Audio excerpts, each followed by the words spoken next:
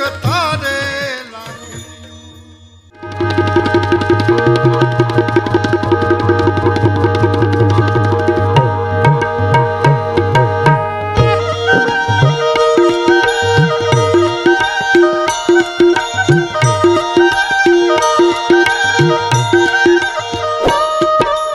दातारेश्वर देव भोलिया करूं तुम्हारी सेव जटामा वसे मात गंगे पतित ने पावन करते इज पार्वती ना पति खोल ले रमे गुण ना पति जाप नित जपे जती ने सती आरती रोज उतरती आरती रोज उतरती ऐ भोला ए डाडा ए तारी आरती जो ने रोज रे जो तरती काल तड़ा चौ काल कंठ मां झूली दया कंकाल जंग पर घमे भीख दर ब्याल मणि दर पणिजल काला गरल धरल नीलकंठ दतोरा भांग तृप्त या कंठ निशाचर भूत प्रेत नाचंत भयंकर बुरी लटाड़ा आरती रोज उतरती ऐ भोला ए डाडा ए तारी आरती जो ने रोज रे उतरती ए तारी आरती जो ने रोज रे उतरती रोज रे उतरती रोज रे उतरती दातारेश्वर देव भोलिया करूं तमारी सेव जटामा वसे मात गंगे पतित ने पावन कर दी पार्वती ना पति खोल ले रमे गुण ना पति जाप नित जपे जती ने सती आरती रोज उतरती देवाधिदेव महादेव ई तो काल नो काल એટલે કે મહાકાળ છે અને એવા મહાકાળ એવા ભગવાન ભોળિયા મહાદેવની વાત કરવાનું આ ટાણું આવ્યું હોય આજ અવસર આવ્યો હોય ત્યારે ધીમા ધીમા ધીમા ધીમા શ્રાવણ મહિનાના હરવડા વરહી રહ્યા છે ત્યારે आज મને કહેવાનું મન થાય છે શ્રાવણ મહિનાનું અટાણું છે ત્યારે કાળનો કાળ ઈ શું કામ કાળનો કાળ એવો મહાકાળ મહાદેવ શું કામ ઈ વખતના ટાણે ઈ વખતના યુગમાં એક નાનું એવું નગર છે કાંપિલ્ય નગર નામનું એક નગર છે પણ નગર કેવું આપણને એમ થાય ઘરે ઘરે માં શારદાના જાણે કે બહેણા હોય અને એક એક માણસ વસવાટ કરવા વાળો છે એ પવિત્ર છે જ્ઞાની છે વિદ્વાન છે અને એવા નગરમાં એક સુંદર મજાનું ઘર પણ એ ઘરને જોતા જ આંખું ઠરે આપણને એમ થાય કે સાત્વિકતા છે એ જાણે કે પલોઠી વાળી બેઠી હોય નજર કરતા તુલસી ક્યારો દેખાય આંગણામાં ગાય બાંધેલી દેખાય પણ એ નજર કરો ત્યાં જ ખબર પડે કે કોક જ્ઞાની કોક વિદ્વાન કોક અતિ પવિત્ર કહી શકાય એવા બ્રાહ્મણનું ઘોડો લાગે છે પણ એવા કાંપિલ્ય નગરના આ ઘરમાં એક દીક્ષિત બ્રાહ્મણ યજ્ઞદત્ત નામનો બ્રાહ્મણ રહે છે બ્રાહ્મણ સંધ્યા પૂજન કરવા વાળો બ્રાહ્મણ અને જેનામાં કોઈ પણ પ્રકારની વાસના નથી એવો બ્રાહ્મણ વાસના કે વર્ણ હૈ ના માનસ સે સ્વસ્થ જાકુ ઈર્ષા અહમે વ્યાધિ નાહી પાક પરુ હૈ જેનામાં ઈર્ષા કે અહમ જેવું કોઈ તત્વ નથી એવો સે શુદ્ધ જેને કહી શકાય એવો બ્રાહ્મણ પણ એવો બ્રાહ્મણ ગોરાણી એની હારે વાત કરતા કરતા યજ્ઞદત્ત છે એ પોતાના પત્નીને એમ કહે છે કે ગોરાણી સાંભળો છો કે હા શું છે કે આપણો પુત્ર ગુણનિધિ ક્યાં છે એકનો એક દીકરો દીકરાનું નામ ગુણનિધિ છે પણ ગુણનિધિ દીકરાનું જે દિવસે બાપે નામ રાખ્યું તેથી તો બાપને એમ હતું કે આ મારા સંતાનનું મારા દીકરાનું નામ હું ગુણનિધિ રાખું એ ગુણનો ભંડાર બને અને એવા ગુણનિધિ માટે થઈ અને માને પૂછપરછ કરે ગોરાણી આપણું ગુણનિધિ ક્યાં છે કે યજ્ઞશાળામાં ગયો હશે પૂજા પાઠ માટે ગયો હશે માં લાડ લડાવે છે કારણ કાંઈક કાળની ગતિ એવી છે કાંઈક વિચિત્ર ગતિ હાલી રહી છે.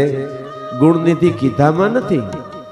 માં લાડ લડાવે છે એવા લાડ લડે રાખે, પણ એવો છે શુદ્ધ બ્રાહ્મણ, ઈ બ્રાહ્મણનો આ દીકરો ઈ પાઠશાળામાં જવાના બદલે રખડી ખાય છે.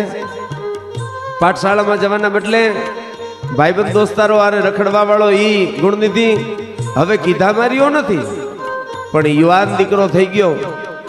પણ બાપ તો રોજ એક જ ચિંતા કરે છે કે મારો દીકરો છે ઈ ગુણ સંપન્ન બને, ગુણનિધિ નામ છે એને સાર્થક કરે.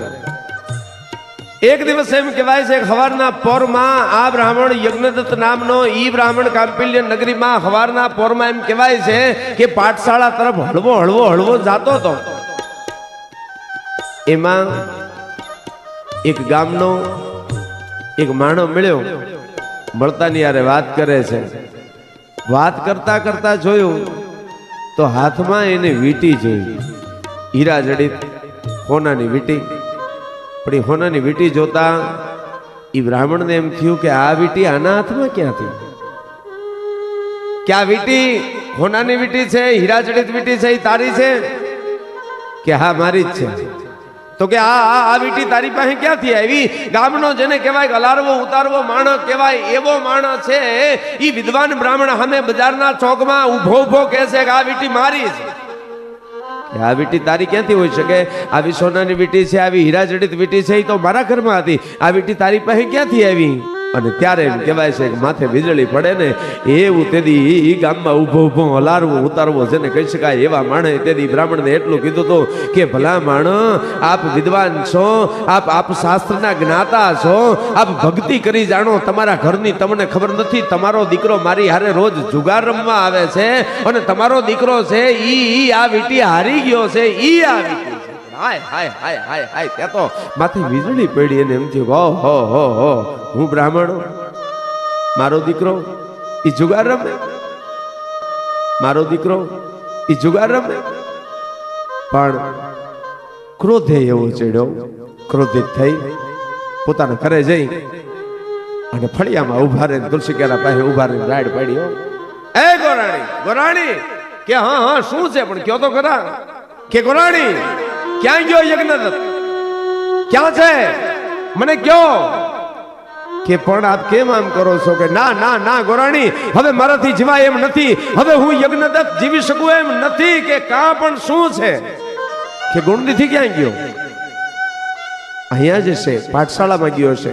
ગોરાણી ખોટું બોલવાનું બંધ કરો. ક્યાં સુધી ખોટું બોલ્યા કરશો? આમ નામ ખોટું બોલી બોલી બોલી અને તમે દીકરાનો દીવ ઉઠાડ્યો. આપણો દીકરો જુગાર રમે છે, હોનાની હીરા જડિત વીંટી છે, એ જુગારમાં હારી આવ્યો છે. ઘરમાં જોવે તો વાસણો નથી, ઘરમાં જોવે તો કિંમતી વસ્તુઓ નથી. પણ બ્રાહ્મણને એમ થયું કે હા કાળની ગતિ કંઈક નોખી હોય છે. આ શ્રાવણ મહિનામાં ભોળાનાથ મહાદેવની કાળ તણાસો કાળ ઈ વાત કરું છું ત્યારે આ મહાકાળની ગતિની વાત કરું છું. પણ એ ક્રોધિત થઈ અને બ્રાહ્મણે તે દિવસે યજ્ઞદત્તે એમ કહેવાય છે કે ગોરાણીને બાવડું ચાલીને ધક્કો મારીને કાઢી મૂકી દો. કે જાઓ અહીંથી નીકળી જાઓ અને તમારા એ લાડકા દીકરાને કેજો મને કોઈ દિવસ મોઢું ન બતાવે. કારણ હું બ્રાહ્મણ અને મારી અહીંયા જન્મ લેવા વાળો દીકરો ઈ જુગારી થાય ઈ હું સહન ન કરી શકું. એને કેજો મને કોઈ દિવસ મોઢું ન દેખાડે. અને વાત એ સાચી છે, ધર્મમાં વિક્ષેપ કરે એવા સંતાનનો ત્યાગ કરવો અને ધર્મમાં વિક્ષેપ કરે એવા સંતાનને ભૂખલાડ લડાવતી પત્નીનો પણ ત્યાગ કરવો એવું શાસ્ત્રો કહે છે. એટલે ઈ શાસ્ત્રી જેને કહી શકાય એવા યજ્ઞદત્તે પોતાની પત્નીને અને પોતાના દીકરાને કાઢી મૂક્યા. માએ આવી, પણ માય તો માં છે ને, ગમે તેવો હોય તોય દીકરો છે ને, બોલાવી રોતા રોતા પોતાના દીકરાને એટલું કીધું, બેટા હું તને કાયમ કહેતી હતી તારા બાપ તારા પિતા ઈ વિદ્વાન છે અને બેટા તું હું કોઈ દી સમજી ન હોય તો મારા બાપ જો હવે આપણે ઘર વિહોણા થઈ ગયા, હવે ક્યાં જઈશું? અને ત્યારે ઈ 17-18 વર્ષનો જુવાનીઓ ગુણનિધિ એને તે દિવસે એટલું કીધું કે માં હવે હું મારો રસ્તો કરી લઈશ. કે મારા બાપ, મારા લાલ, તું તારો રસ્તો કરી લઈશ, પણ હું તને કેદી ભાળીશ, હું તને કેદી મળીશ.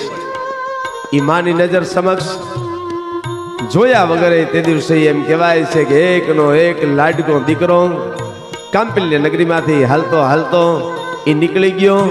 માની આંખમાંથી દડ દડ દડ દડ આંહુડા જઈ રહ્યા છે કે મારો દીકરો, મારો દીકરો, મારો દીકરો. પણ દોસ્તો એમ કહેવાય છે કે સવારના પોરમાં નીકળી ગયેલો આ બ્રાહ્મણનો જુવાન દીકરો, જેને માં રોજ લાડ નડાવતી હતી, એવો દીકરો બાપે કાઢી મૂક્યો છે, માને જાકારો દઈ નીકળી ગયો છે, પોતાના નગરનો ત્યાગ કર્યો છે. એ ત્યાગ કર્યા પછી નીકળેલો એ દીકરો આખો દિવસ એમ કહેવાય છે ભૂખ્યો રેખડો, પણ કોણ ખાવા આપે? ઈ તો માં હોય તો પાસે બેહાડી અને કોળિયા આપે. હવે તો માય નહોતી. આખા દિવસનો રખડતો રખડતો દિયાથમાનું ટાણું કોઈ નગરમાં પ્રવેશ કરે.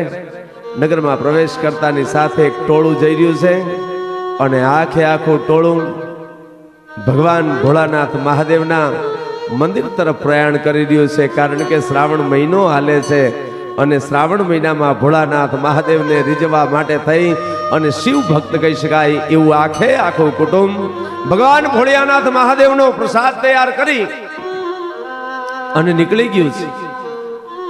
ગુણનિધિએ જોયું તો સુંદર મજાના સ્વાદિષ્ટ પ્રસાદની સુગંધ આવી. ભૂખ્યો હતો ને એટલે એને એમ થયું કે હાલો હાલો વાહે વાહે આયલો જવું, કદાચ આમાંથી પ્રસાદ મળી જાય તો. એવા ભગવાન ભોળિયા મહાદેવના મહાલયમાં આવી અને ઈ બધા શિવ ભક્તો આવી અને બેઠા. ભગવાન ભોળાનાથ શિવના દર્શન કર્યા છે. ભગવાન ભોળાનાથ શિવને જળાભિષેક કર્યો છે. ભગવાન ભોળાનાથ શિવને શણગાર કરાવ્યો છે.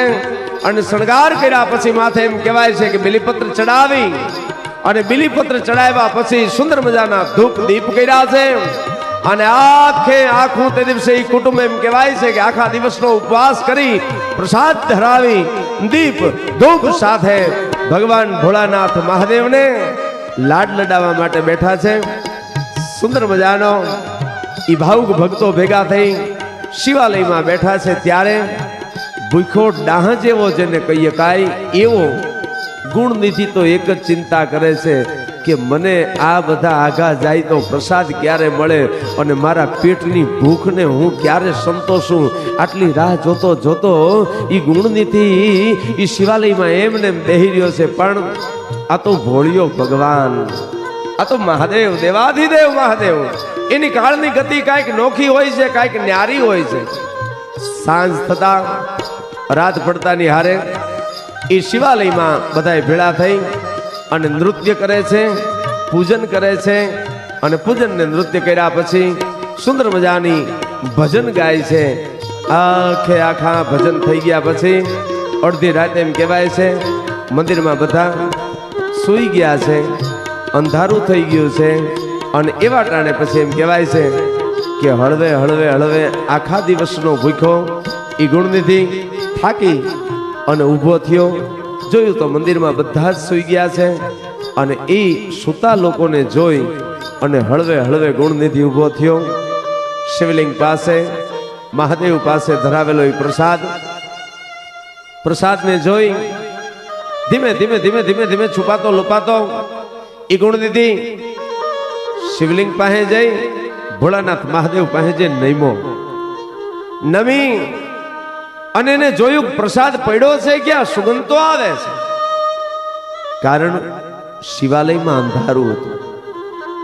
શિવાલયમાં જે દીવો હતો એ ધીમે ધીમે ધીમે ધીમે પ્રજ્વલિત હતો, પણ એની વાઇટ છે એ ધીમે ધીમે હંકોરાતી જતી હતી. એટલે ગુણનિધિને એમ થયું કે આખા દિવસનો ભૂખ્યો છું અને આવું અવસર મળે કે ન મળે, આવું ટાણું મળે કે ન મળે, હવે ગમે તેમ કરી અને આ પ્રસાદ પામી લેવો જોઈ તો જ મારી ભૂખને ભાંગી શકે. વિચાર આવતાની હારે એમ કહેવાય છે ગુણનિધિએ પોતે જે વસ્ત્ર હતું એ વસ્ત્રને ફાડી એની વાટ બનાવી અને એ વાટ બનાવી અને એમ કહેવાય છે કે દીવો કર્યો, એ પ્રજ્વલિત થયું, પ્રકાશમાં એને પ્રસાદ દેખાણો અને પ્રસાદ દેખાણો એ ભેગો યાં નમી અને પ્રસાદને આરોગવા મંડાણો અને ગુણનિધિ એમ કહેવાય છે કે પ્રસાદને આરોગી લીધા પછી એ મંદિરમાં શિવ ભક્તો બધાય છે, એ ઊંઘમાં હતા, બધાય સૂતા હતા, એમાંથી નીકળવા ગયો પણ એનો પોતાનો પગ અડી જતા કોક જાગી ગયું. કોણ છે? કોણ છે? કે ચોર ચોર ચોર. ઈ હા હા હા હા કરતા તો એમ કહેવાય છે કે એક હારે 200-500 માણસ ઈ મહાલયમાં ઈ શિવાલયમાં જાગી ગયું.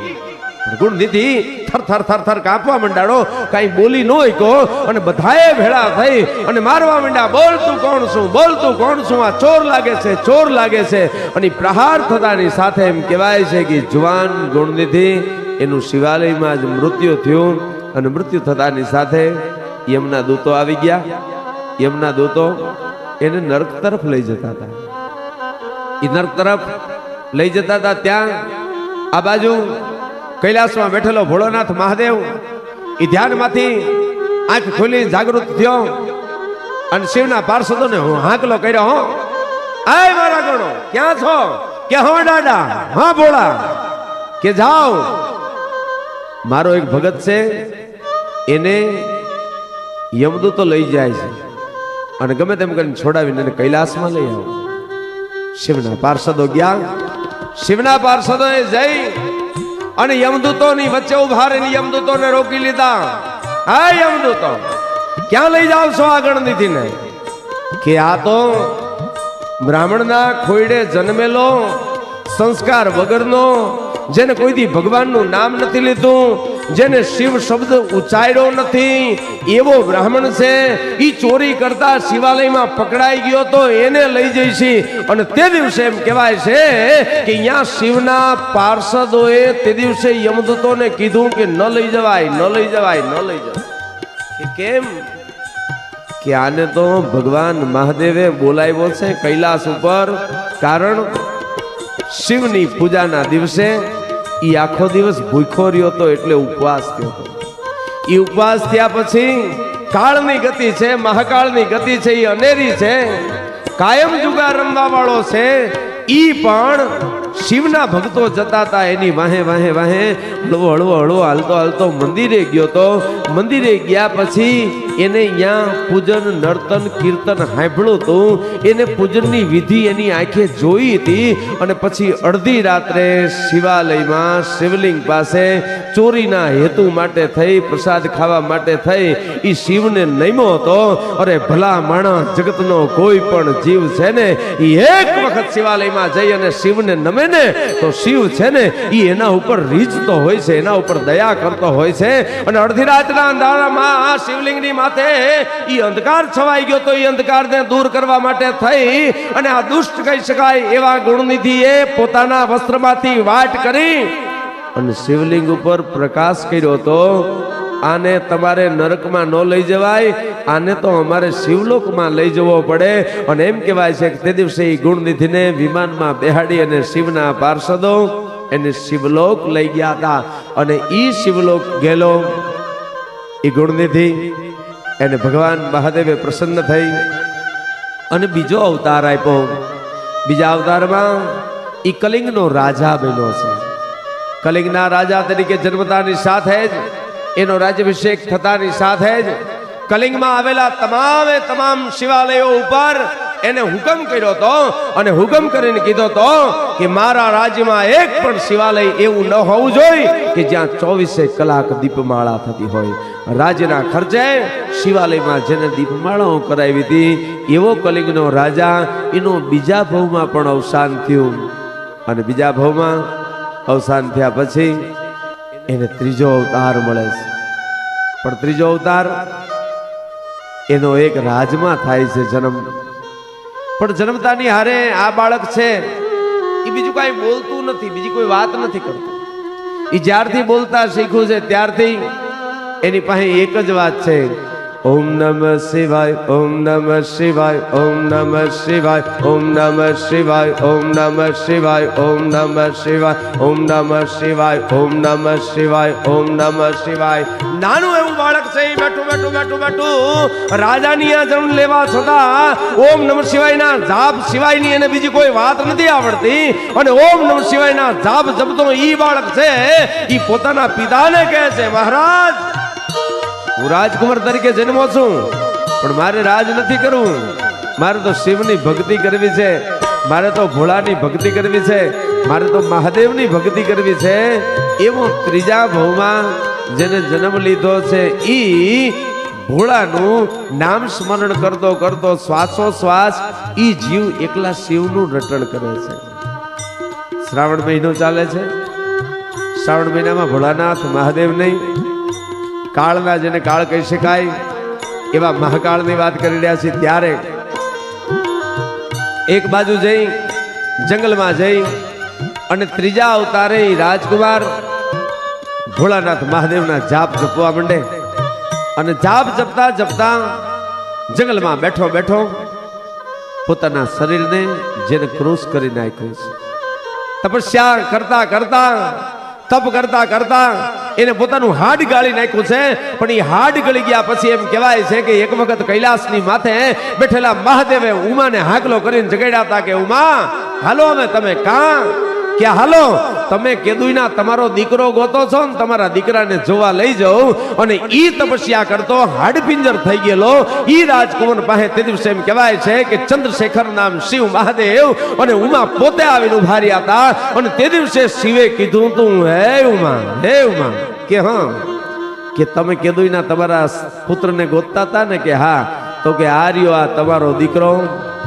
અને એમ કહેવાય છે કે તે દિવસે ભોળાનાથ મહાદેવે ઈ હાવ હાડપિંજર થઈ ગયેલા ઈ દેહને અડતાની હારે ઈ કાંતિમય થઈ ગયો અને તે દિવસે મહાદેવના અને માં ઉમાના પગમાં પડી ગયેલા ઈ દીકરાને ભોળાનાથ મહાદેવે કીધું તું બાપ જા આજથી તારું નામ હું કુબેર પાડું છું, તું ધનનો ભંડારી થઈશ અને સૂરજ ચંદ્ર જ્યાં સુધી રહેશે ને ત્યાં સુધી આ જગતમાં ધન ભંડારી તરીકે તારું નામ રહેશે, તું યક્ષોનો રાજા બનીશ। માં ઉમાએ તે દિવસે આશીર્વાદ આપ્યા હતા કેદુઈનો મારો દીકરો ખોવાઈ ગયો તો મને મારો દીકરો મળી ગયો એટલે આપણા કવિઓ ગાય છે અને એટલે આપણા કવિઓ એમ કહે છે શું કહે છે કાળ તણા છો કાળ કંઠમાં ઝૂલી રહ્યા કંકાળ જંગ પર રમે ભીખ ધર્મ્યાલ મણી દર્પણ જલ કાળા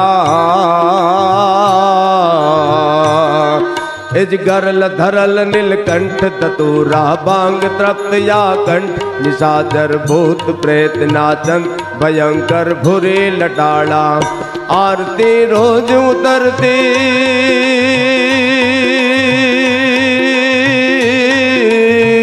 ए डाडा ए भोला ए तारी आरती जो ने रोज रे